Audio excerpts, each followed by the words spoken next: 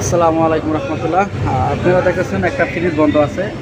এই ফ্রিজটা আমি কিচেনে এসে দেখলাম যে বন্ধ আছে। এরা কমপ্লেন ছিল যে ঠান্ডা হয় না। আমি চালা দেখলাম যে এরা ঠান্ডা হয় না। আসলে এরা একটা প্রবলেম ছিল। প্রবলেমটা ছিল এই যে এটা মূলত আমার এর কিছু হট গ্যাসের ভিতরে যে আইসটা গলায়, এটা দেওয়ার মাধ্যমে আমার হট গ্যাসে আমি আইস গলাই ভিতরে যে চেম্বারের যে দেখেন এই চেম্বারে যদি পরিপূর্ণ আইস হয়ে যায় তখন আমি গেলে এটার মাধ্যমে এটা হট গ্যাসের মাধ্যমে আমি এই আইসটা গলা দিই।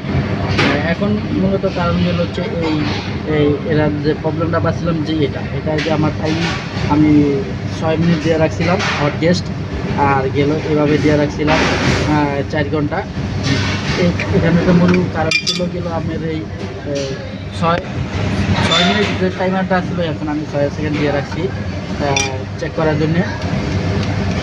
এই 6 মিনিট কাজ করার পর যে সময় আমার ঘন্টায় ধরে তখন গেলে এটা ধরে না, এটা ছেড়ে দেওয়ার পরে আবার এটা 6 সেকেন্ডে 6 মিনিটে চলে আসে। এর জন্য আমার হট গ্যাসটা রেগুলার চালু থাকে। এই জন্য ভিতরে যে হিট হয়ে গেছে, যে আমার এই যে কয়েলটা দেখছেন ভিতরে এটা গেছে হট গ্যাসটে কাজ করে। এই জন্যে এই যে এটা দেখছেন আমার এটা হট গ্যাসটি কাজ করে, এটা অটোমেটিক দূরে রাখে। এই জন্য ভিতরে যে হিট হয়ে থাকে। এখন আমি আর প্রবলেম পাচ্ছিলাম যে এই টাইমারটা এক পাশে ধরে আর এক পাশে সাইডে দেয়। এর জন্য আমি একটা নতুন টাইমার নিয়ে আসলাম। দেখেন একদম নতুন। ইনশাল্লাহ এই নতুন টাইমারটা আমি লাগাই দেবো। আশা করা যায় ইনশাল্লাহ খুব ভালোভাবে ঠান্ডা হবে। এটা আমার আশা কাম্য। দেখতে থাকেন অবশ্যই।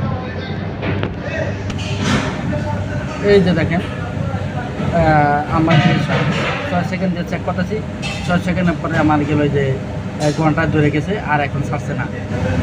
দেখেন যে আমার টাইমার আছে, এই টাইমারে গেল ঘন্টা গেল আমার লাইন ছেড়ে দিছে। আমার যে পরিপূর্ণ দেখেন এটা গেল এই পাশে চলে আসতো, 6 সেকেন্ড পরে আবার অবশ্যই এটা চলে গেছে। এখন আর সুন্দর মতন চলতেছে। আশা করা যায় এবার ইনশাল্লাহ। এটা দেখেন আমার এটা একটু পরে গেল কম্প্রেসার ধরবে, এটার পরে ইনশাল্লাহ এটা মূলত প্রবলেম ছিল এটাই। দেখেন আলহামদুলিল্লাহ মূলত এটার কারণেই গেল প্রবলেমটা হচ্ছিল। দেখেন অবশ্যই